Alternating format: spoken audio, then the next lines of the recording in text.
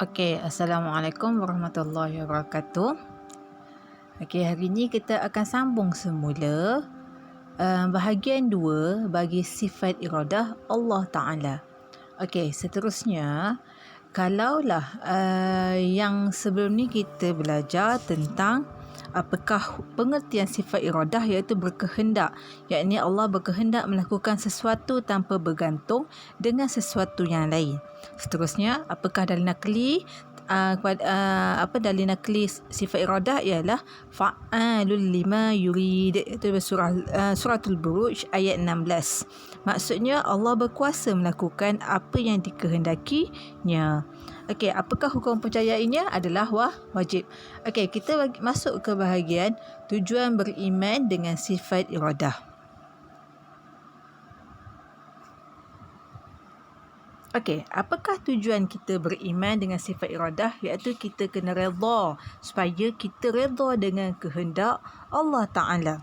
Seterusnya, kita akan sabar dengan ujian Allah Ta'ala. Bila kita dah faham dah bahawa segala apa yang terjadi ni semua adalah kehendak dari Allah, bila kita diuji, kita tahu bahawa Allah yang berkehendakkan kita untuk menghadapi ujian tu.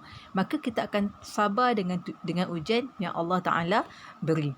Sebab kita tahu bila Allah Ta'ala uji kita, maka ada sesuatu yang lebih baik yang Allah Ta'ala akan bagi pada kita. Okey, seterusnya iman kita jadi kuat. Sebabnya kita dah ada kepercayaan bahawa kita rasa macam bila kita diuji, kita cakap, tak apa, insya-Allah ada benda lebih baik. Jadi dia akan menambahkan keimanan kita. Okey, seterusnya keyakinan tinggi. Okey, kemudian kita akan berikhtiar. Bukan sekadar kita meratapi nasib kita, kita akan berikhtiar. Contohnya kalau dalam keadaan COVID ni, kita rasa ada orang yang dibuang kerja kan. Jadi apa ikhtiar dia? Dia rasa mungkin okey, memang kita rasa kita susah, tapi masih kita ada lagi tenaga, kita ada kesihatan yang Allah bagi, dan kita ada sedikit, mungkin kita pandai buat kek ke, jadi kita ikhtiarlah, buatlah kek, bolehlah jual kan. Okey, seterusnya kita tidak berputus asa macam tadi. Sebabnya bila kita dah ada ikhtiar, maka kita adalah dalam golongan orang yang tidak berputus asa. Kemudian kita lebih bertawakal kepada Allah Ta'ala. Kita dah berusaha, kita dah berikhtiar, dan seterusnya kita kena, sebagai orang Islam, kita kena ada tawakal. Kita kena tahu bahawa setiap apa yang kita usahakan, memang kita mengharapkan satu balasan yang baik, tapi kita jangan lupa lepas kita berusaha, kita dah lakukan semuanya dengan habis baik, kita kena ada tawakal kepada Allah Ta'ala. Sebab itu kita kena bergantung sepenuhnya kepada Allah Ta'ala. Kalau baik kita dapat, Alhamdulillah. Kalau tak baik pun, Alhamdulillah juga. Maksudnya itulah tahap tawakal kita kepada Allah Ta'ala. Okey, apakah kesan mempercayai sifat iradah Allah Ta'ala? Kesannya, kita macam tadi, kita memang akan jadi lebih sabar. Kemudian kita akan meningkatkan keimanan. Seterusnya, redha dengan ketentuan Allah Ta'ala, usaha, ikhtiar dan tawakal.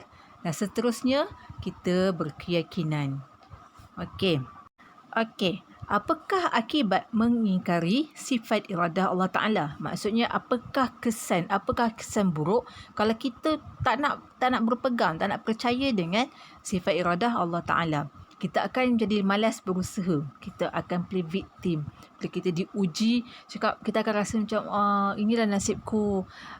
Tak apalah, Allah tetapkan aku jadi macam ni. Biarlah aku hidup macam gini. Jadi kita akan jadi malas berusaha. Kemudian kita suka menyalahkan orang lain. Aku jadi macam ni sebab engkau lah. Aku jadi macam ni sebab bos aku dah berhentikan aku. Aku jadi macam ni sebabnya orang tu tak pandai bawa kereta. Aku jadi macam ni sebab memang kerja dia asyik menyalahkan orang lain saja. Langsung tak nak cari peluang, tak nak cari jalan, tak nak cari solution untuk menyelesaikan apa sahaja masalah yang kita hadapi. Okay, kemudian kita akan ada kalau kita tak percaya dengan sifat iradah, kita akan jadi sombong. Kenapa kita boleh jadi sombong? Contohnya, kalau kita tak berpegang dengan bahawa apa sahaja dalam dunia ni, apa sahaja yang jadi ni adalah kehendak Allah Ta'ala, kita rasa semua yang kita miliki, mungkin kita akan kaya, kita memiliki harta yang banyak, kita rasa, ini semua adalah aku punya usaha, jadi aku layak untuk kaya. Padahal sebenarnya kita kena ingat, memang kita usaha, betul tu usaha. Tapi Allah yang tetapkan kita, Allah yang izinkan kita untuk kita kaya ataupun tak. Kita berjaya ataupun tak. Kalau kita tak ada sifat, kita tak ada sifat percaya terhadap segala apa ni adalah kehendak Allah, maka kita akan jadi sombong, kita akan jadi ego. Seterusnya, kita akan jadi putus asa. Dia sama juga macam malas berusaha. Kemudian, bila kita putus asa, menyalahkan orang lain, kita sombong, dia boleh merosakkan iman kita. Sebab dalaman kita jadi lemah. Sebabnya kita tak ada kepercayaan terhadap apa yang telah Allah tentukan terhadap kita. Kemudian seterusnya kita akan jadi lupa diri. Ini adalah merupakan akibat mengingkari sifat lidah Allah Ta'ala. Okey. Apakah kesimpulan kita dapat? Iaitu umat Islam mestilah bersungguh-sungguh untuk kemajuan di dunia dan akhirat, di mana menjunjung perintah Allah dan menjauhi akan segala larangan dan tegahannya, serta berserah kepada Allah Ta'ala. Itu adalah kesimpulan dalam bagi tajuk sifat iradah. Jadi kat sini kita nampak kita nampak apakah bila kita tahu bahawa setiap apa yang jadi ni adalah kehendak Allah Ta'ala, kita akan nampak apakah perbezaan sifat iradah Allah dengan kehendak manusia. Okey. Kehendak Allah tu macam mana? Dia pasti berlaku, confirm berlaku. Bila Allah kata kun fayakun, maka jadilah. Sebab itulah kehendak Allah. Kita sebagai manusia, kita tak nak halang. Okey, kalau Allah kata PKP ni akan bersambung lagi, maka akan sambunglah. Itu adalah kehendak Allah. Jadi apa saja kehendak Allah, maka dia pasti akan berlaku. Kemudian tiada siapa yang mampu menghalang iradah Allah Subhanahu Taala. Itu sebabnya kata pasti berlaku tadi. Sebab tak ada siapa yang mampu untuk halang. Okey, kemudian kehendak Allah tu tak terbatas. Dia bukannya maksudnya kalau Allah kata satu dunia ni boleh kena COVID, maka kenalah. Sebab itu adalah kuasa yang Allah ada. Itu adalah kehendak Allah. Maka dia adalah satu perkara yang tidak terbatas.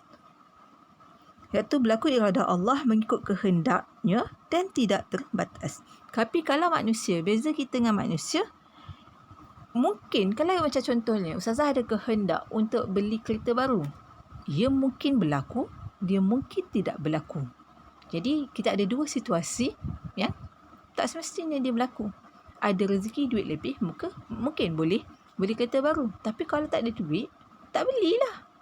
Nampak tak? Kita ada kehendak untuk beli benda yang lebih best, benda baru, tapi ada sesuatu yang menghalang untuk kita beli benda tu, iaitu kita ada duit, maka kehendak kita terbatas. Okey. Kemudian yang tadi tu terbatas. Okey, kehendak manusia ni adalah terbatas. Kemampuan dan kehendak manusia mempunyai batasan kerana manusia tidak kekal. Jadi itu adalah bagi kehendak manusia. Dia adalah berbeza dengan kehendak Allah Ta'ala.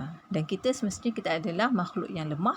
Maka semestinya apa yang kita rancang tidak semestinya terjadi. Wallahu a'lam bissawab.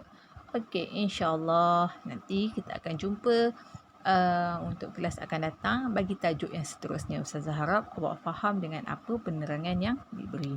Okey, untuk homework akidah awak ni, Ustazah cuma nak awak tampal semula nota yang Ustazah bagi kat awak tu ke dalam buku tulis awak. Okey, insya-Allah selamat belajar. Kita jumpa lagi. Okey, assalamualaikum warahmatullahi wabarakatuh.